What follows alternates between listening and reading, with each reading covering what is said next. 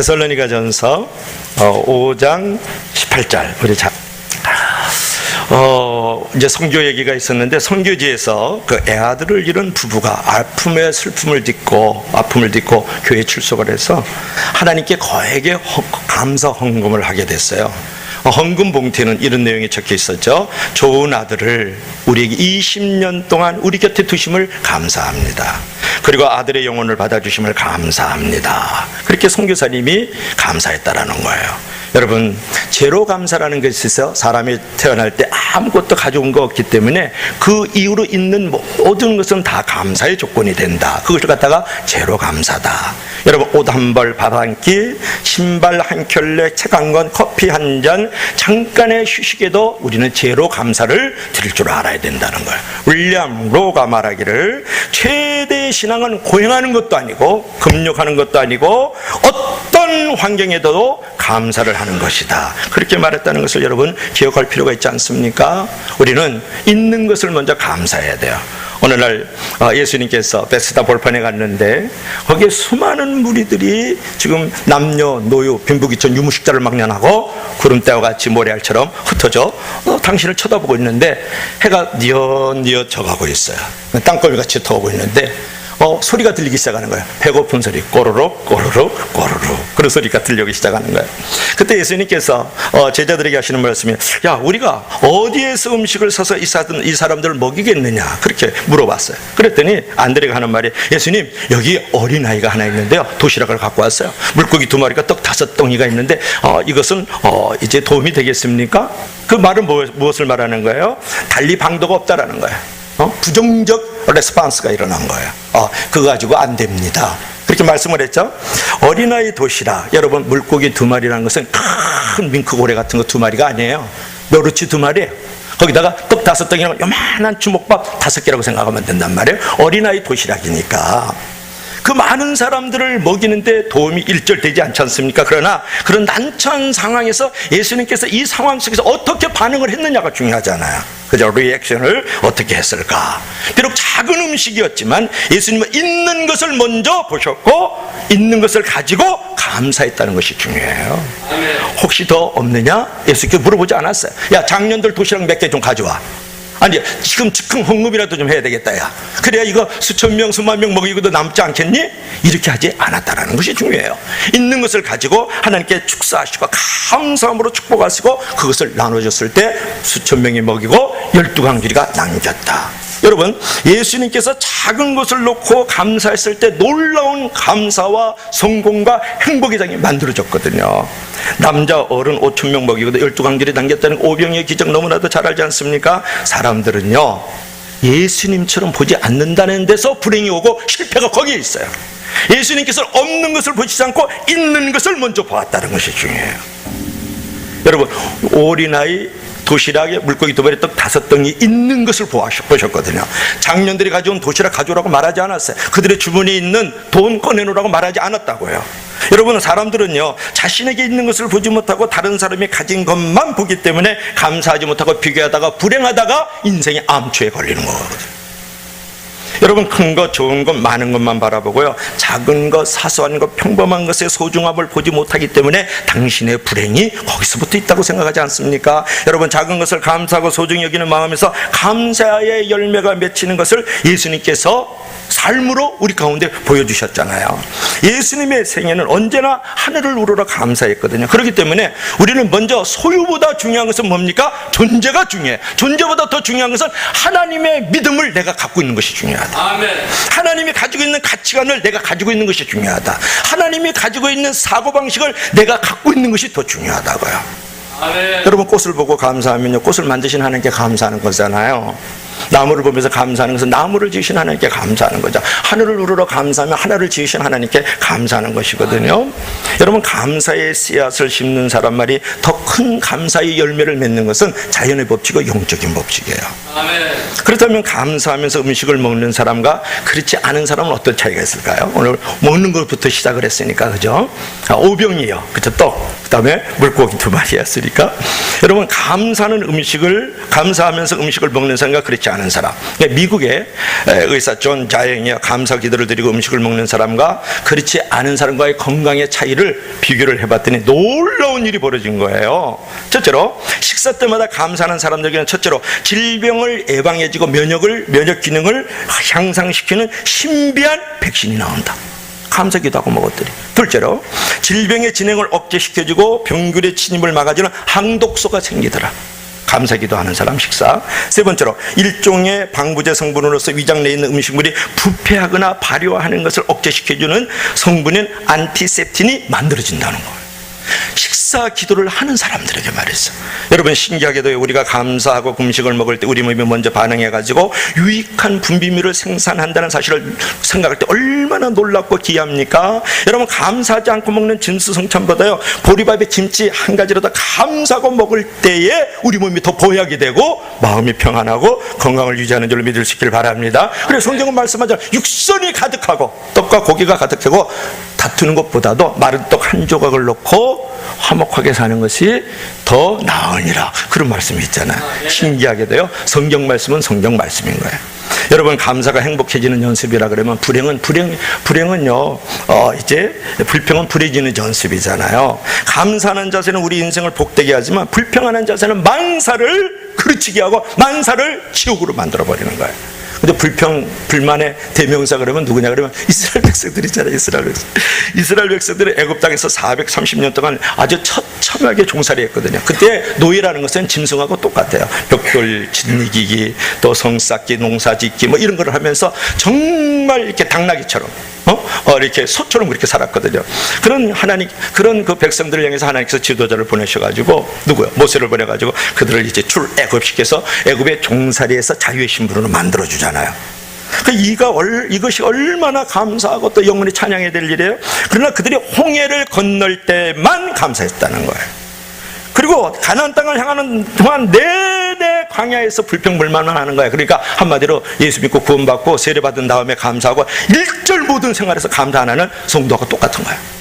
여러분, 처음 광야에서요, 하나님이 주시는 이제 만나를 받아 먹거든요. 이스라엘 백성들이 광야에서. 그때 하늘에서 막 눈처럼 내려요. 만나가 하얀 가시니까 눈처럼 펄펄 내려요. 펄펄 눈이 옵니다. 하늘에서 만나가 옵니다. 이제 그렇게 노래를 불러야 되겠죠. 만나가 막 내려오니까 그 맛이 꿀 섞은 과자와 같다. 그렇게 출애굽기 16장 31절에 말씀을 하거든요. 꿀 섞은 과자와 같다.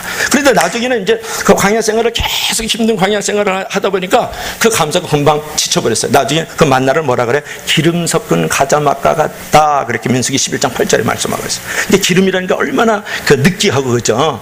맛이 없어요. 그러니까 똑같은 만나인데 처음에는 꿀 섞은 과자와 같은 만나다 이렇게 얘기해놓고 나중에는 기름과 같이 맛대가리 되게 없는 과자다 그렇게 말을 한 거예요. 여러분, 감사는 환경에 있는 것이 아니라 태도에 있는 줄로 믿을 수 있기를 바랍니다. 여러분, 길이 평탄하지 못하다고 불평했고 마실 물이 없다고 불평하고요, 고기가 없다고 불평하고 지도자가 못마땅하다고 불평하고 심지어 몸에 좋은 음식을 먹지 못해서 정력 떨어진다고 불평을 해요. 그게 무슨 말인지 왜 이 광야에는요 마늘하고 부추가 없냐고 막 투덜거리거든요. 그게 뭐냐, 정력이 떨어진다고. 그래서 정력이 있어야 되겠다는 거예요. 그것까지 하나님 앞에서 불평불만했던 사람이 누구냐면 이제 이스라엘 백성들이다. 그들은요 광야에서 불평하고 원망하고 불행해지는 연습을 하다가 결국 꿈에 그리던 가나안 땅을 한 발자국도 밟아보지 못하고 불행한 삶을 말아먹어 마는 거예요. 애굽 1세대들은. 여러분, 결국 불평 인생을 살 것인가 감사 인생을 살 것인가 하는 것은 우리의 선택이 달려있잖아요. 그것은 이제 분명하잖아요. 그렇지만 책임은 져야 돼요.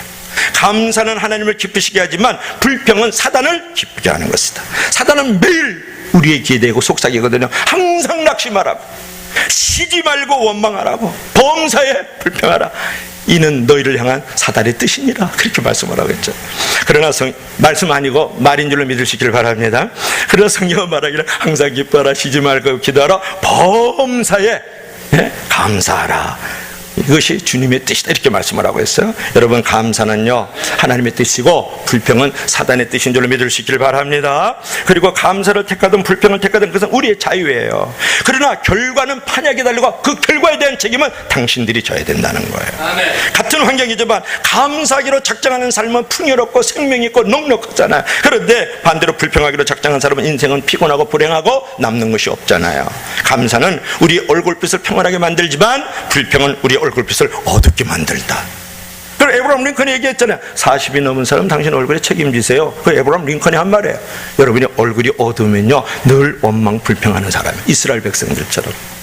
그렇다면 결론은 분명하지 않아요? 하나님을 믿는 자녀라 그러면 우리가 불평 제조업자가 되지 말고 감사 제조업자가 되어야 된다. 하나님이 우리의 인생의 공장에 불평의 연기만 나오는 것을 원하시겠어요? 아니잖아요. 감사를 찍어내다 보면 늘 기쁨과 충만이, 늘 기쁨과 축복이 넘쳐나기 때문에 감사를 찍어내지 않겠어요? 우리 인생의 공장에서 말이에요. 그렇다면 감사를 하지 못하게 하는 적이 이제 무엇일까가 중요해요. 그러면 내가 왜 감사를 하지 못하게 될까요? 우리는 작은 감사가 큰 행복을 가져온다는 이 사실을 잊은 채 우리가 늘 살아가면서 감사는 그냥 불만과 절망이 우리의 삶을 잔뜩 꿰차 앉아 있다는 거, 우리 마음에. 욕심 때문에 감사하지 못하고, 비교하기 때문에 감사하지 못하고, 걱정과 염려 때문에 우리의 귀중한 인생을 허비하고 낭비하고 이제 있지는 않는지. 그런 거예요. 첫째로는 우리가 욕심인데요, 욕심 때문에 감사하지 못해요.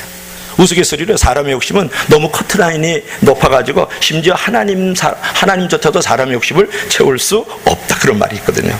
세상의 것으로 채울 수 없는 것이 인간의 욕심입니다. 사람은 어느 하나를 간절히 원하다가 그것을 소유하게 되면 만족하고 감사하는 것이 아니라 또 다른 것을 원하고 더 많이 바라다가 불행의 늪에 빠지거든요. 그래서 욕심이 잉태한 즉 사망을 낳고 욕심이 잉태한 즉 죄를 낳고 죄가 잉태한 즉 사망을 낳느니라. 여러분, 욕심과 감사는 공존할 수 없어요. 욕심은 사단에 속해 있고 감사는 하나님께 속해 있거든요. 하나님의 은혜를 한순간에 불평으로 바꾸는 것이 욕심이에요.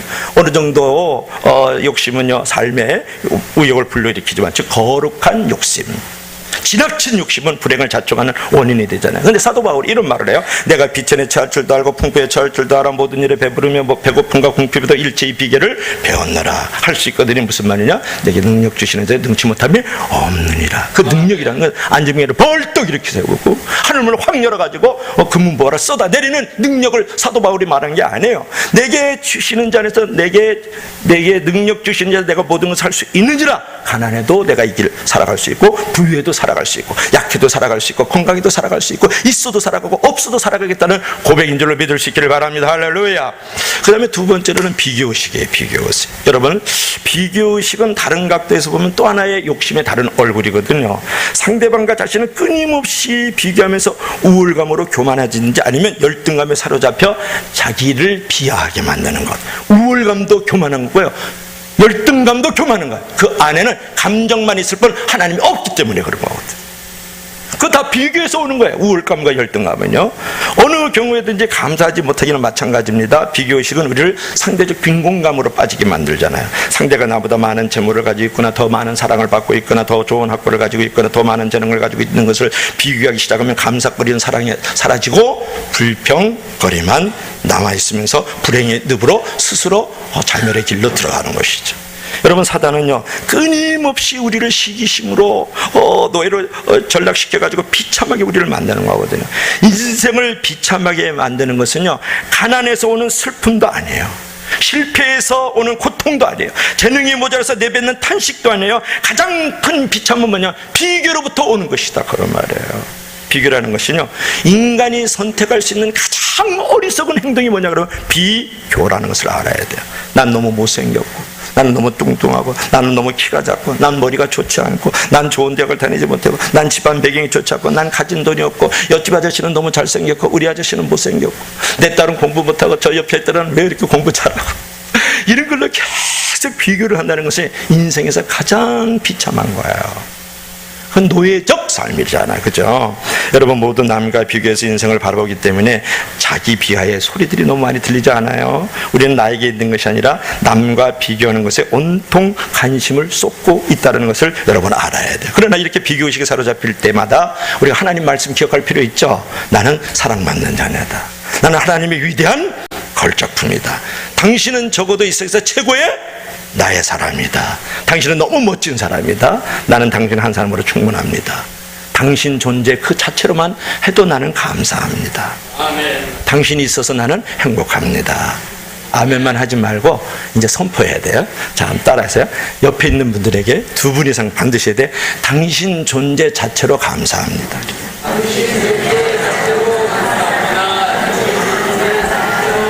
지금 부부싸움하고 온 가정 한 가정 내 발견했어요. 드디어. 자, 다시 한번. 당신 존재 자체로 나는 행복합니다. 이렇게. 당신은 멋진 사람입니다. 당신 한 사람으로 충분합니다.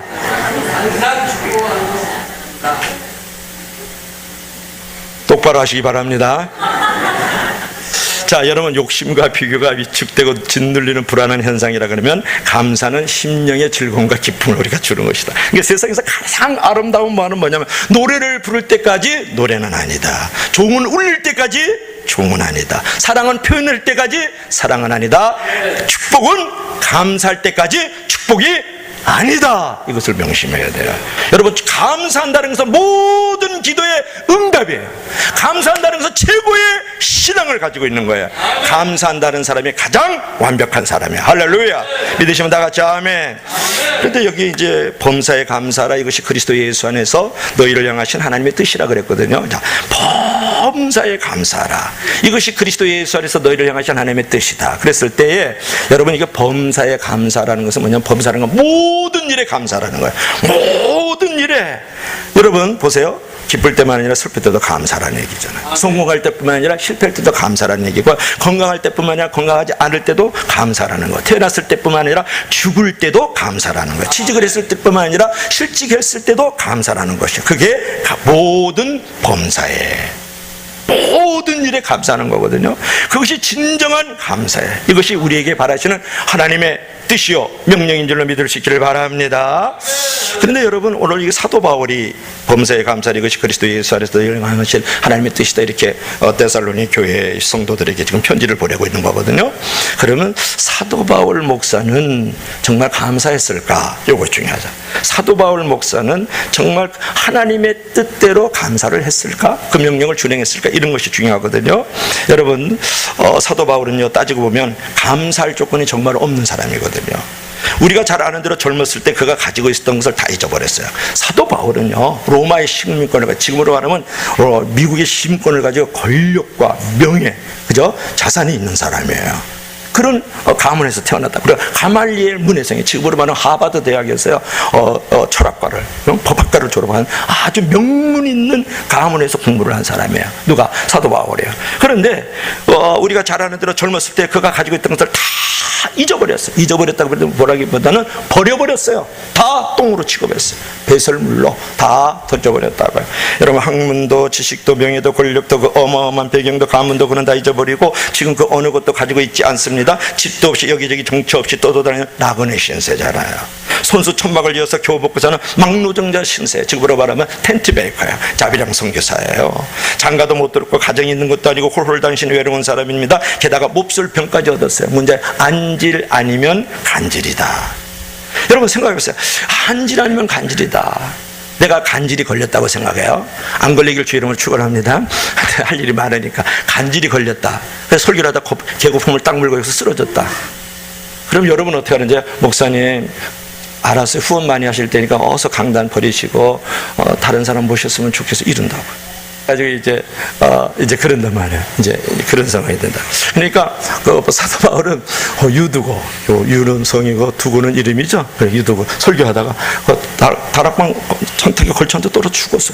얼마나 설교를 못하면, 그죠? 잘 안 보이니까 막 더듬거리지, 막 말도 이제 또 얼굴도 완전히 막 머리는 후딱 까졌지, 막 단추는 달렸지. 진짜 안짱다리고 그래요. 사도 바울이 그렇게 사도 바울을 묘사를 하거든요. 그러니까 설교가 안 들어오니까 거기서 떨어져 죽는 거예요. 이 서건유 씨 그 이름은 두고잖아요. 유두고가. 그러면 여러분들이 한 명이라도 설교하다 죽으면 당장 여러분들은 태출 목사님 그만두세요. 사람 죽이는 설교 하면 되겠습니까? 그랬을까요? 그죠? 그러니 이게 몹쓸 병까지 얻었다라는 거야. 자기가 가지고 있는 모든 명망을 다 내어 던져버리고 말이죠. 그렇다고 사람들에게 다 환영받는 것도 아니에요. 어떤 때는 사람들에게 몰매를 맞기도 하고 붙잡혀 갇히기도 하고 3번씩이나 감옥에 왔다 갔다 하고 40에 가만매 태장, 그리고 죽도록 때리는 거거든요. 39대를 5번이나 맞아서 죽어가는 자리에 들어갔다고요. 동료들에게 배신당하기도 하고 모략을 받기도 하고 은혜를 베푸는 사람에게 배척을 받기도 하고 왕따를 당하기도 하고, 아마도 이런 인간적인 배신에 사도 바울을 더욱더 힘들고 아프게 했을까요? 선교사에게 힘든 게 아니에요. 내가 돈이 없어서 걸어다니는 게 힘든 게 아니라니까요. 내가 한 데서 자는 게 아니라 인간적 배신이 사람을 힘들게 하는 거잖아요. 이 세상 조건으로 볼 때에 무엇 하나 감사할 것을 찾아볼 수 없는 사람이 누구냐면 사도 바울. 그러나 그는 자신의 삶이 늘 기쁘다고 얘기를 했거든요. 감옥 속에 있을 때 빌립보 교인들을 향해 기뻐하라, 나와 함께 기뻐하라, 또다시 말하네, 기뻐하라, 기뻐하라. 여러분, 자신은 더없이 행복한 사람이라고 말을 하잖아요. 사도 바울, 그는 감사가 나올 수 없는 사람인데 감사를 했던 사람이다. 정말 감사할 수 있는 상황인데 감사 안 하면 하나님부터 감사를 받아요. 백보자 심판 앞에서. 여러분, 저는 생각해요. 이 시대를 사는 우리들의 부끄러움은요, 정말로 감사를 해야 될 사람은 감사하지 않고 오히려 불만 속에 살아가고 있고, 정작 감사할 조건이 없는 사람들, 감사할 수 없는 사람들이 오히려 하나님의 은혜를 뜨겁게 감사하며 살아간다는 사실이에요. 이것이 우리들의 부끄러움이에요. 우리 선교지를 다녀왔잖아요. 그 마지막에 있었던 장면은 뭐냐면 우리 천세동 선교사님이라고, 이름이 좀 멋있잖아요. 천세동. 우리 노예에서 파송한 선교사님이에요. 근데 파송했다 파송해서 뭐 후원을 하지는 않고 10만 원만 후원하더라고요. 어떤 교회 모교회에서. 그래서 이제 서계 선교위원장하고 저하고 둘이서 선교지 답사를 갔어요. 근데 그분이 들어가서 5년 동안 5교회를 만들어 놨어요. 만들어 놨는데, 교회들은 이제 뭐 이렇게 다 얼기설기 뭐 그들이 오두막집 짓고 다 사니까 산지족들은 그렇게 살고 있고, 이제 보셨으니까 마지막에 있었던 장면은 해변가예요. 나라의 땅이니까 해변가의 땅을 빌려가지고 임대를 해서 사는 도예요. 화장실도 없고 부엌도 없고, 그저 숟가락 몇 개 걸어놓고 그저 그렇게 사는 거예요.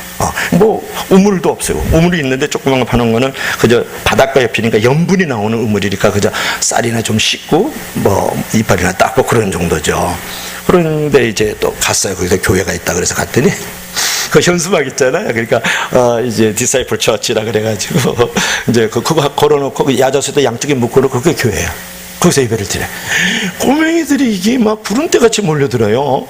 그래갖고 예쁜 손 허리에, 그러면 애들이 따라하고 바로 그러면 따라하고, 시작을 하면 시작하고, 내게 강 같은 평화 가르쳤더니 한국말로 따라하더라고. 애들이 이제 어른들은 다 이것저것 이제 흩어져서 이제 돈 벌러 가고 막 이제 그래서 평일에 갔으니까 제가. 그래가지고 이제 왔는데 거기에는 들어간 지 3개월 됐어요. 3개월 된 애들이 그렇게 와 있죠. 어르더라고. 그래서 이제 거기 이제 맛있는 빵하고 뭐 이렇게 또 뭐 이렇게 음료수하고 이렇게 전달을 하고서 또 헌금하고 이제 그렇게 왔단 말이에요. 제가 무슨 얘기하려고 그러냐면 거기 빈민촌이에요. 그런데 사는 거 보면 우리보다 더 자유롭다. 우리는 큰 저택에 살지만 마음은 감옥 속에 있어요. 그 친구들은 오두막 집집에 살고 있는데 해변가에 그 따가운 염분과 햇살 속에서 새까맣게 타들어가고 살고 있는데, 그들은 오두막 집에서 자유로운 인간이다.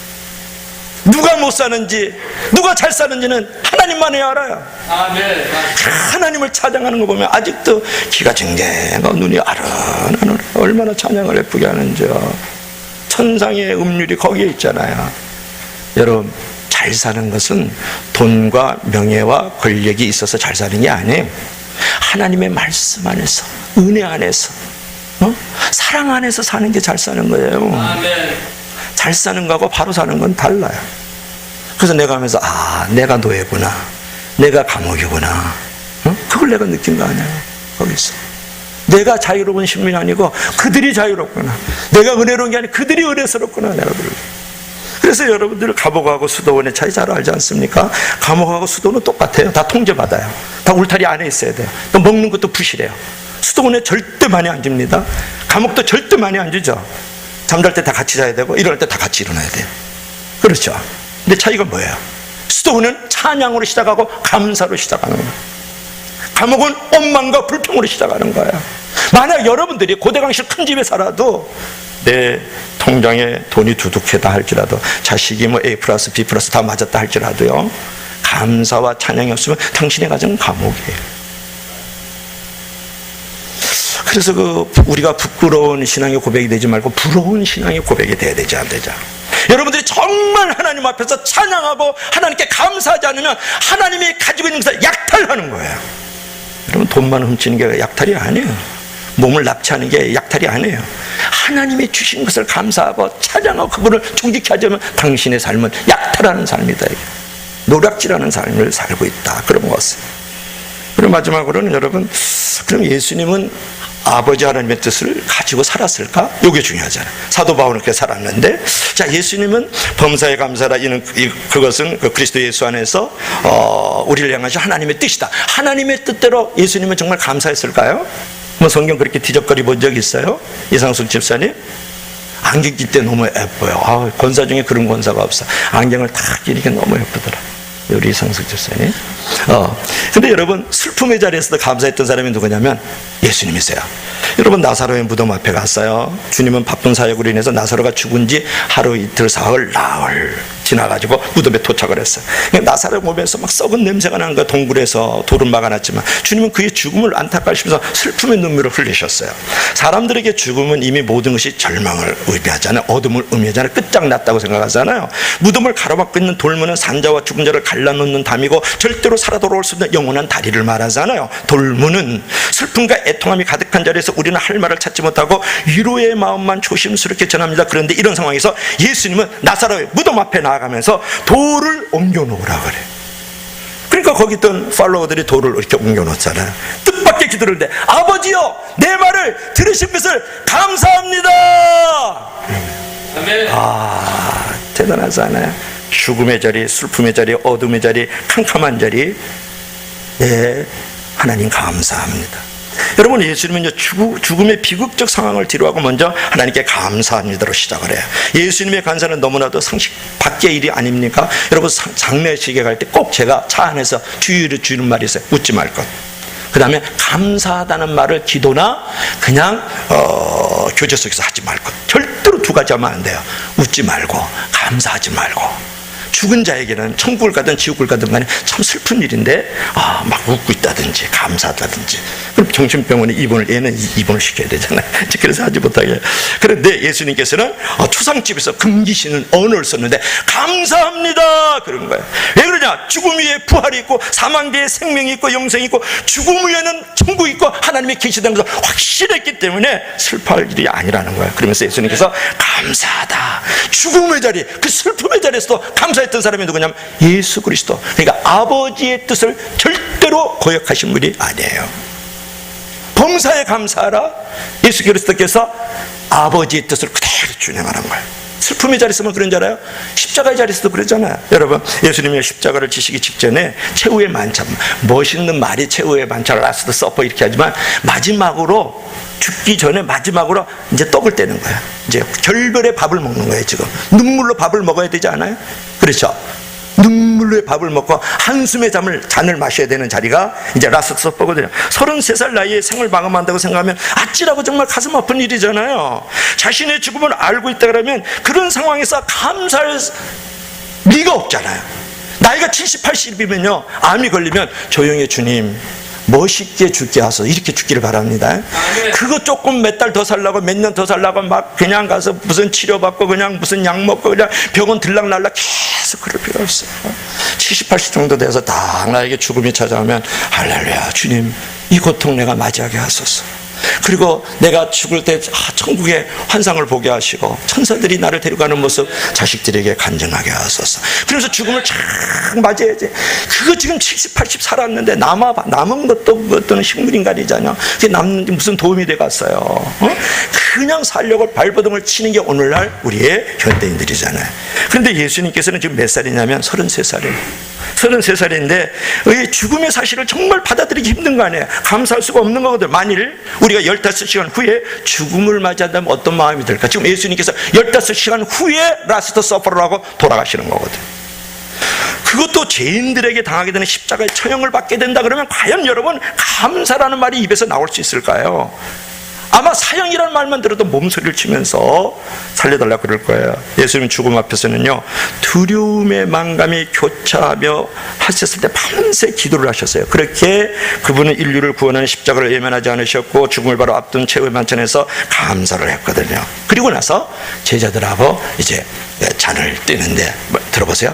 잔을 받으사 감사하시고 떡을 가져 감사하시고. 누가복음 22장 17절 말씀.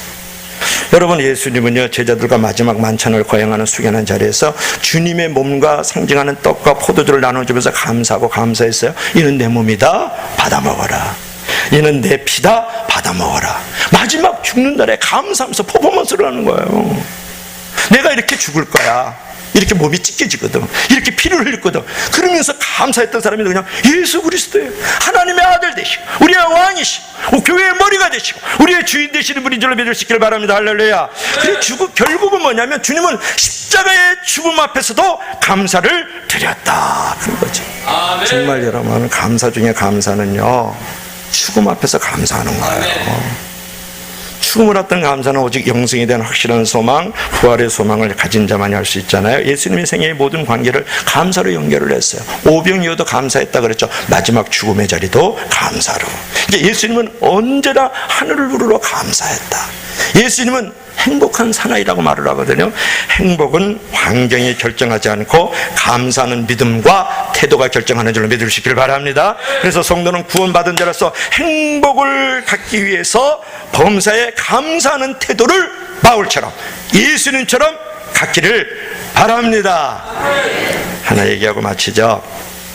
상담자인 압이라는 박사에게요 15살 먹은 한 소녀가 편지를 썼어요. 나는 불행해요. 나는 내 독방도 없고요. 부모님의 간섭은 얼마나 심한지 나를 믿어주지 않아요. 나를 청해주는 애인도 없고요. 좋은 옷도 없어요. 나의 장래는 암담합니다. 이렇게 상담자에게 15살 먹은 이제 한 소녀가 편지를 썼어요. 이것을 신문에서 읽고 13살 먹은 장애인 소녀가 투고를 해요. 나는 걷지 못하는 소녀입니다. 그러나 사람이 보고 말하는 것이 얼마나 큰 행복입니까? 나는 걷지 못하지만 보고 듣고 말하는 것으로 내 다리의 불행을 대체하려고 합니다. 그래서 나는 늘 감사하는 마음으로 살아갑니다. 그런 것이에요. 여러분, 감사는 소유에 있지 않고 존재에 있는 것이죠. 무명시인의 감사기도 읽고 마칩시다. 때때로 병들게 하심을 정말 감사드립니다. 인간의 약함을 깨닫게 해주시기 때문입니다. 가끔 고독의 수렁에 내던져 주심을 감사드립니다. 그것은 주님과 가까워지는 시간이기 때문입니다. 일이 계획대로 안 되게 틀어주심을 감사합니다. 그래서 나의 교만을 반성할 수 있기 때문입니다. 아들, 딸이 걱정거리가 되게 하시고 남편이 미워질 때도 있게 하시고 부모와 동기가 짐으로 느껴질 때도 있게 하심을 감사합니다. 그래서 인간된 보람을 느끼기 때문입니다. 먹고 사는데 힘겹게 하심을 감사드립니다. 눈물로 빵을 먹는 심정을 이해할 수 있기 때문입니다. 때때로 허탈하고 허무하게 하심을 감사드립니다. 영원에 접근할 수 있는 기회이니까요. 불의와 허위가 특수하는 시대에 태어난 것도 감사합니다. 주님의 의가 분명히 드러나기 때문입니다. 땀과 고생의 잔을 맛보게 하심을 감사합니다. 그래서 주님의 사랑을 깨닫기 때문입니다. 주님, 감사할 수 있도록 감사의 마음을 부어주신 것을 감사합니다. 할렐루야.